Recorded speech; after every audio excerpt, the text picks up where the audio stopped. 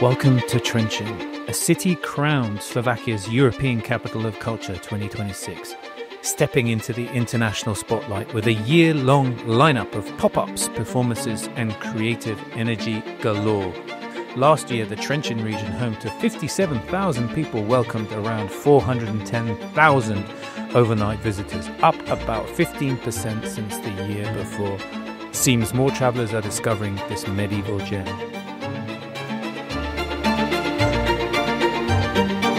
My Slovakia Untold series continues, and we are in Trenčín, which is bidding to be European Cultural City of the Year 2026.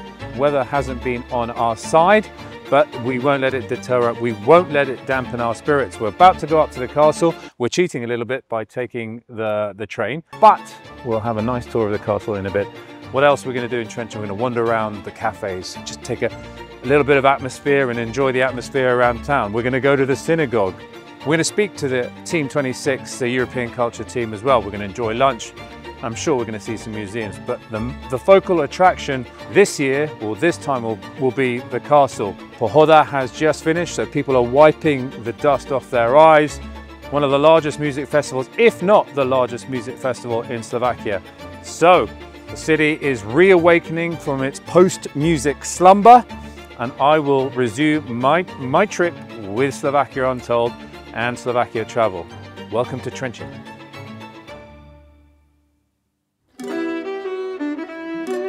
Let's hop on the bus.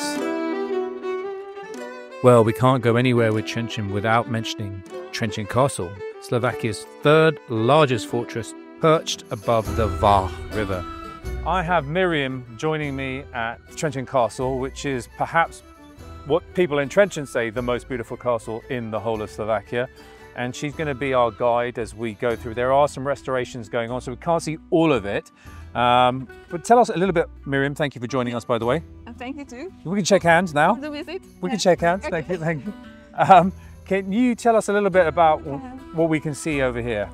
This is the lower ditch or lower mall. So you can see that this is quite high. You can see also this rampart. So this mall is enclosed by this rampart, and this is the first one.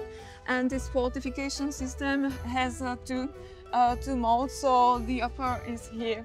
So and how old are we looking at? Yeah, so I have to say, so this was built. This whole fortification was built in the late 15 and in the early 16, and it was due to the reason that this was quite open, so the castle was accessible for the enemies. So it was a vulnerable part that needed fortification. Yes, there was another one before, but it was not stable, so they could get inside into the inner side of the castle. So that was the reason. And the significance of the bastion? Yeah, this was used that there were situated cannons, so they could fire at the enemies. And it was also because this bastion should protect the whole fortification, the whole space. When was the last time the cannons were fired? In the late 17th century. The late 17th century. So not that long ago. Yes. You were around then, judging by that outfit. I was not. Yeah, maybe.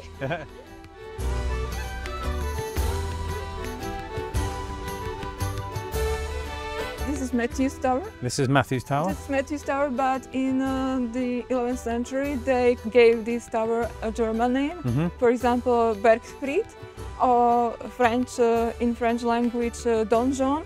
And Slovak, they called this tower Don't Be Afraid, but it's translated into English. Okay. So they put these words together, and they say one word, don't be afraid, so because this part of the castle was the main fortified place, and in case of any danger of country and castle, they were running into this tower, and they closed the door, and inside you will see there is such a staircase, but when any enemy would get inside in the past, he didn't know the way to the top, top, so they would find him somewhere in the middle, because there is like a labyrinth, so we will go through some rooms. We'll go through the labyrinth. Yeah, labyrinth.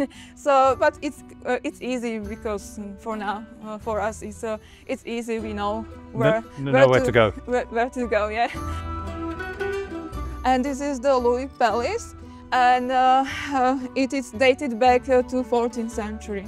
So Charles Robert, the king of Hungarian kingdom, he decided to demolish Matthew's palace, because there was Matthew's palace before, but after Matthew's death, Charles Robert came here and he demolished the palace, but we can see the site of Matthew's palace here, which is included in so many parts, complicated parts put together.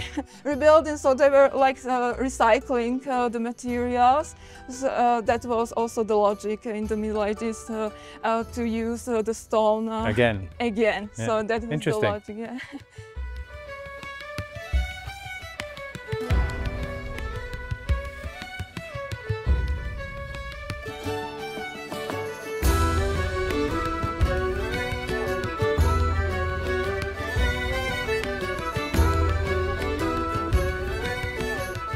And this room was used as kitchen, so you can see also the smoke from cooking. So when the castle was besieged in 1528, the people, the inhabitants of the castle, they were running there into the basement. This is where they hid? Yeah. The Manor Chapel is an integral feature of the castle. I'm joined by Jurko, if I may. I'm friendly here. Miriam wasn't allowing me to get so close to her. So tell us a little bit about the chapel and the significance. Okay, let's go inside. It was a chapel, but then a big fire took all down and burnt it all down? Yeah, and buried this place till half of 20th century, and then archaeologists have been excavating and renovating here since the middle of the 20th century. Yeah. So it's a long process. It takes a long time. You have to be very careful not to disturb history. No. They were not careful because it was luck. They can't go inside this castle with big machines because they took all the ground out. We had paintings on this wall, but they only wrote about it and not to took photos and this, so we don't know how it looks. But so it's not an easy process. This was not easy process. Yeah. So when will the renovation be complete? When will we finish? If 10 years, it will be perfect. Yeah. And you're going to be here for those 10 years? Yeah, definitely. I'm from this town, so I need to... This is in your blood? Yeah, definitely. Jurko, thank you, my friend.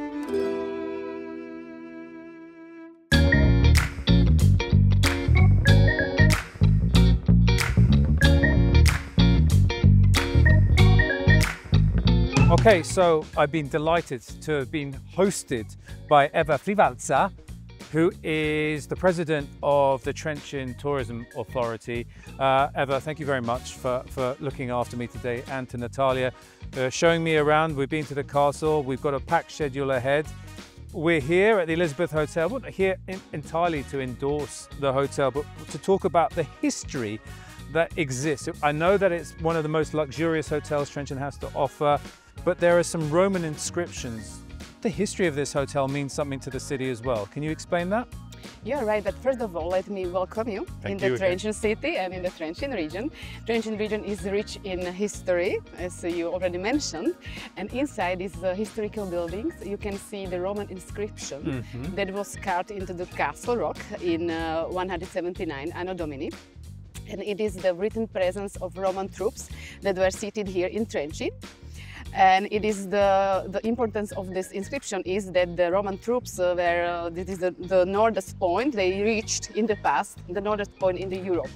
So 179 AD, the Romans were here in Trenčín. So for all of you outside of Slovakia who follow me, and for all of you who are in Slovakia that don't know this, that this rock, well, now we've got a van in the way, but this carved inscription goes back to 179 and is proof today that the Romans were here in 179 Anno Domini. That is extraordinary. 855 soldiers were camped here. Were killed here.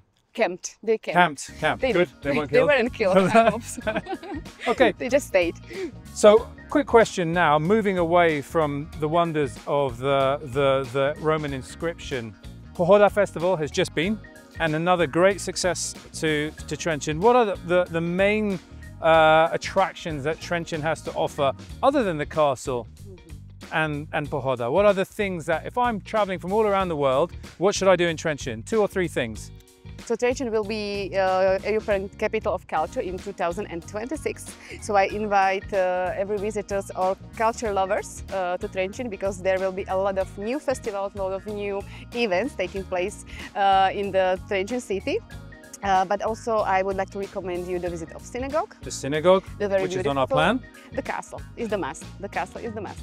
And maybe 15 minutes from here there is a spa, Trenčínské Teplice. If you are tired and want to relax, I recommend you to go to Trenčínské Teplice. Eva, thank you very much. There's something there for everyone. You heard that. There is a spa. There is one of the largest music festivals in Slovakia. There is history. We've heard about that just now with the Roman inscription.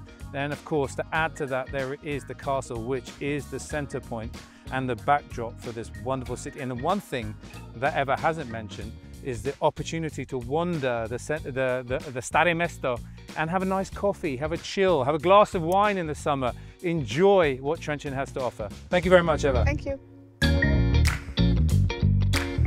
So again, we're braving the elements. We've gone from bright sunshine to rain, but that is not going to deter us. Trenčín, European Capital City of Culture 2026. I'm joined by Stanislav Krajčí, who is self-proclaimed man who does everything for Trenčín 2026. What is it all about? Yeah. And Stanislav, thanks for joining me. Thank you so much that you are here. Thanks for this opportunity. So the European Capital of Culture, it's about the curiosity. In our slogan, it's awakening the curiosity. So we are dealing about the non-traditional connection between culture, between life in the city. So it's about the way how you live in Trenčín, how we would like to live in Trenčín in the future, especially after 2026. This is why we decide to completely renovate it, all train bridge to create a new heart of the city center on the river. So infrastructure is improving. We see the renovations in the castle as well. Yeah, and then you ask me like, why are we building the infrastructure? Because of the community. So it's a heart of this program. It's a community. So it's a peril on this region. Not only the castle, not only the river, but it's a community. The people, they are the hearts of this region. So we are trying to get them back to the streets, back to the infrastructure, back to the life of the city. Of course, last time with Slovakia Travel and Slovakia Untold, I was in Košice, and that was the 2013 European Capital of Culture. Now, been 13 years, it'll be 13 years since another Slovak city so it's been a while. And if I'm not mistaken, you'll be sharing the honor with another city. Is that correct? Is it co-capital? Yeah, it's a co-capital, and it will be in Finland, in Oulu. So it's our twin city, hosting the title of Capital of Culture too. And will people from Finland come here and people from Slovak go there? We'll have an exchange program? Of course, we are working already with them, so it's like some cooperation. But we are connecting also with the future and also next candidates for the Capital of Culture. So okay, so lots of work. It's a bit networking. Lots of work goes into this. You were just with the mayor now. Financing goes into this. There's a lot of money, a lot of investment, a lot of time. What are the biggest challenges of getting Trenčín up to speed for 2026? Yeah, it's a management of the expectation, of course. But it's something like, if I have to ask only one thing, it's something what I'm doing with my amazing team, that we are trying to figure out to the people of Trenčín that it's a chance what we have only one in time, one in our life. So the title of Capital of Culture is not belongs to our 50 people in organization, but it's something what is for all people living in Trenčín. Dealt with noise, we've dealt with the weather, we're dealing with all the elements. What are we to expect? What are the highlights? Let's say there are foreigners coming from all around the world that perhaps never been to Trenčín before. Yeah. This is putting Trenčín in a shop window. number one. Number two, there are also people in Slovakia that you want to come and visit as well. Totally. So what are some of the things that we can get to expect in 2026 that might be new or might be so enhanced or revamped or juiced up that people could be excited about? So of course our main headline, it's an opening ceremony, which is like a kick-off event in the year of the capital of culture. You need a host for that? Yeah, of course. And so it will be like 14th of the February, but it will be not only Valentine's one day. Day. It will, yeah, because of the legend of the Omar and the Fatima, okay. which is connecting with our castle. So it's something what we are opening in the 13th of February in Friday. It will be like kind of big warm-up events. There will be the main opening ceremony 14, and then you have very nice spending time in the Sunday after the opening ceremony to feel the real pressure and real time in our city. And then we have the opening, as I mentioned before, it's the opening of our biggest investment project. It's a bridge. It's a renovation of our Fiesta Bridge, so it will be opening in August. We are sitting here and I actually forgot how it's pronounced in the English. Actually, it's a župný dom, which is mean like the main yeah, it's like town hall. Let's say like old town hall. Yeah, thank you so much. So we'll be opening our biggest visual art exhibition with curators Ilona Nemed and Edi Dandraž. It will be opening, completely renovating, and opening in August on 26.